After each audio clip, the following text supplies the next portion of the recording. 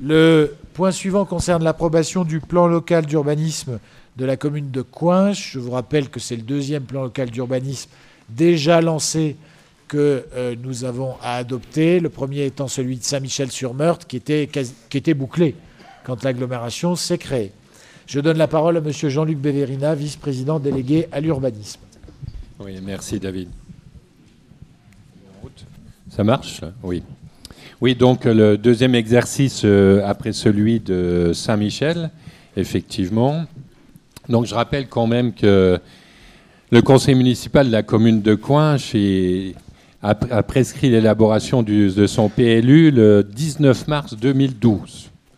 Donc on est en 2018. Vous voyez que ça prend un certain temps, 6 ans, pour arriver à l'approbation du PLU de Coinches. Donc je vais vous faire une synthèse un peu des remarques qui ont été consignées dans le registre du commissaire enquêteur. Je ne vais pas vous les détailler toutes, puisqu'il y en a 53, à moins que vous le souhaitiez, mais je ne pense pas que ce soit l'objet et que vous allez faire confiance à la commission d'urbanisme, donc qui a, pour la deuxième fois, fait cet exercice de reprendre en détail donc toutes les remarques qui ont été consignées dans le rapport du commissaire enquêteur. Pour synthétiser, une remarque sur le plan juridique, la commission qui s'est réunie pour examiner ces remarques enregistrées dans le registre, donc ne peut examiner que les remarques consignées dans le rapport du commissaire enquêteur, dans le registre, et rien d'autre, donc sous peine d'annulation de la procédure. Donc pour faire une synthèse rapide des remarques que l'on a pu étudier dans le cadre de cette enquête. Donc, c'est dû aux caractéristiques, on va dire, topographiques de la commune de Coinches, donc qui est une vallée irriguée par la RD 58 de mémoire, et au fond de laquelle donc coule le Coinches, le ruisseau Le Coinches, qui irrigue donc la commune de Coinches. Donc, qui va générer effectivement des zones à caractère humide en bordure de cette rivière. Et vous savez que les zones humides sont des zones sensibles, repérées, et les services de l'État sont très soucieux de la préservation de ces zones humides. Donc, il y a déjà ces terrains en bordure des ruisseaux, et du ruisseau Le Coinches en particulier. Il y a aussi une thématique que l'État demande de tenir compte, c'est les zones constructibles en deuxième rideau. Que sont les zones constructibles en deuxième rideau? C'est-à-dire que quand on a une parcelle construite, par exemple en bordure du domaine public, le long d'une voie communale ou d'une RD, construire en arrière de cette parcelle, même si elle a le même numéro cadastral, c'est proscrit pour les raisons évidentes de desserte de VRD, de voies et réseaux divers. Comment desservir ces parcelles en deuxième rideau? Donc tout ce qui était demandé en deuxième rideau dans les remarques du registre, consigné dans les remarques, dans ce registre, nous n'en avons pas tenu compte. Et également donc les respects des coupures vertes conformément au PADD, projet d'aménagement et de développement durable. Donc le PADD qui prévoit par exemple de laisser les lieux-dits tels qu'ils sont, ne pas les étendre pour rejoindre éventuellement le centre du bourg. Donc la politique de l'État, c'est d'essayer de combler ce qu'ils appellent les dents creuses, donc des terrains qui ne seraient pas construits à l'intérieur des zones déjà construites.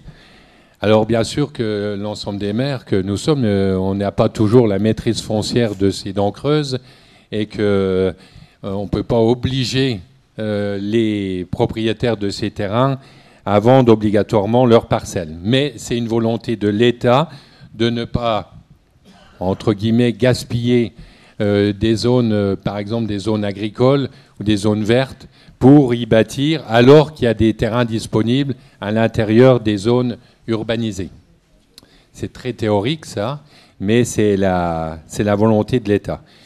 Donc, respect des coupures vertes conformément au PADD et respect des zones agricoles, en particulier avec les observations de la CDPNAF, Commission départementale de protection des espaces naturels, agricoles et forestiers.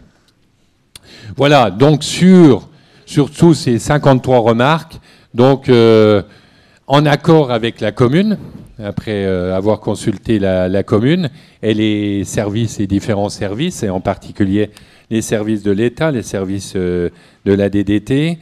Donc, nous avons retenu que quelques modifications du PLU tel qu'il avait été dessiné, projeté, et en particulier des parcelles au centre du village.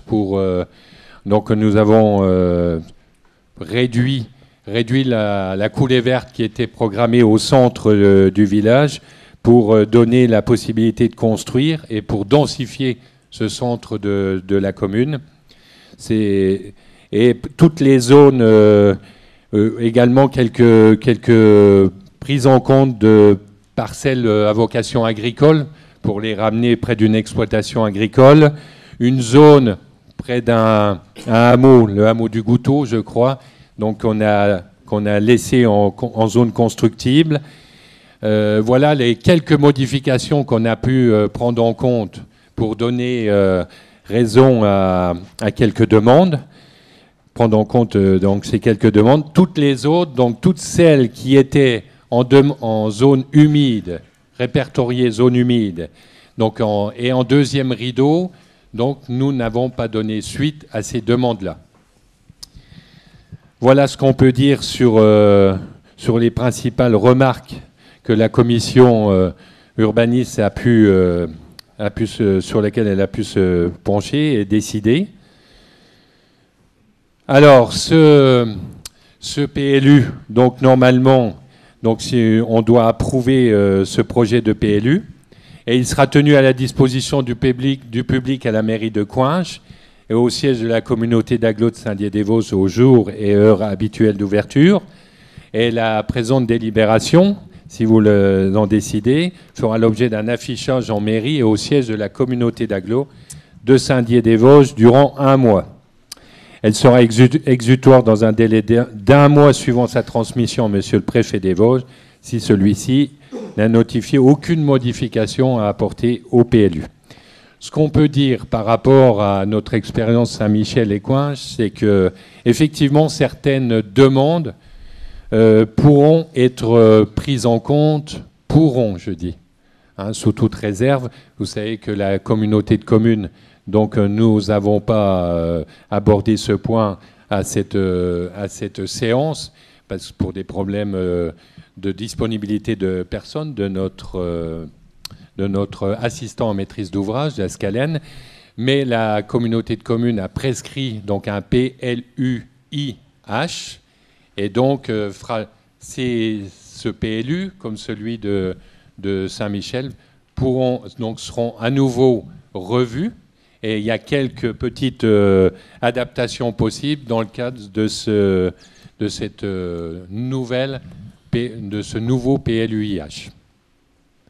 Voilà, pour faire très synthétique la prise en compte, les modifications, les observations que la commission d'urbanisme a pu prendre dernièrement.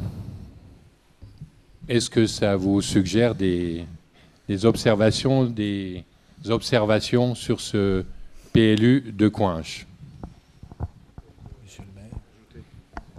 Oui, merci. Juste pour rajouter 2-3 petites choses par rapport au PLU de Coinches. Je suis bien placé donc pour en parler, puisqu'on l'a lancé il y a effectivement 5 ans. Je rejoindrai un petit peu ce que William disait la dernière fois quand on a voté le PLU de sa commune. Il est ce qu'il est. Il est sûrement pas extraordinaire. Il me vaut beaucoup de tourments sur ma commune. avec des pétitions et comment on vient d'instaurer à Coinches la pétition anonyme. Donc il y a des signatures, mais on ne nous les montre pas pour pas que les gens qui ont signé soient gênés. Donc voilà, bon, donc ça c'est quelque chose d'assez intéressant. On est effectivement déçu par ce PLU, on est d'accord. Il y a beaucoup de points qu'on aurait aimé améliorer. Entre autres, la municipalité précédente avait équipé une rue en eau potable. Et là, ça passe en non constructible. Donc, l'investissement, merci. Hein, c'est gênant. Mais d'un autre côté, on est tellement bridé par les services de l'État, entre guillemets, avec la loi Allure, la loi NOTRe, qu'on nous laisse très peu de liberté. Alors oui, il est pas extraordinaire, ce PLU. D'un autre côté, il a le mérite d'exister. Ça nous permet d'avoir un document d'urbanisme sur lequel s'appuyer pour pouvoir avancer. Je pense qu'effectivement, quand on va parler PLUIH, il y aura des choses à revoir sur Coinches, ça c'est clair. Je dois avouer aussi que dès le départ, quand on a lancé le PLU, on a eu quelques soucis. Entre autres, on était au tribunal administratif pour une demande d'annulation du PLU et une demande d'annulation du PADD. L'avocat vient de m'avertir qu'à la dernière audience, le ministère public a demandé l'abandon des charges. Donc, ce qui veut dire que ça a été effectivement réglé dans la légalité. Après, que ça plaise ou non, c'est une autre chose. Mais ça a été fait légalement. Et je voudrais quand même, juste pour ne pas accaparer la parole trop longtemps, dire combien le service urbanisme de la communauté d'agglomération a été efficace. On a toujours eu du répondant, on a toujours eu des conseils. Ça a été pris, nos demandes ont été prises en compte, les conseils ont été très riches, et je dois avouer que je suis vraiment très content d'avoir pu m'appuyer sur un service comme celui-là, parce qu'on était quand même, avec l'ambiance qui règne en ce moment, on était un peu perdu au niveau de tout ça. Donc effectivement, je dois remercier, alors je ne vais pas citer les noms pour ne pas rendre les gens jaloux ou trop modestes, mais effectivement, je crois que M. Vautier est quelqu'un de très compétent et de très utile et qui est vraiment efficace dans son travail. Et ça, je voudrais le souligner quand même pour nous, les petites communes. Voilà, merci pour le service urbanisme, Hervé et toute son équipe, qui sont là au service, effectivement, des communes.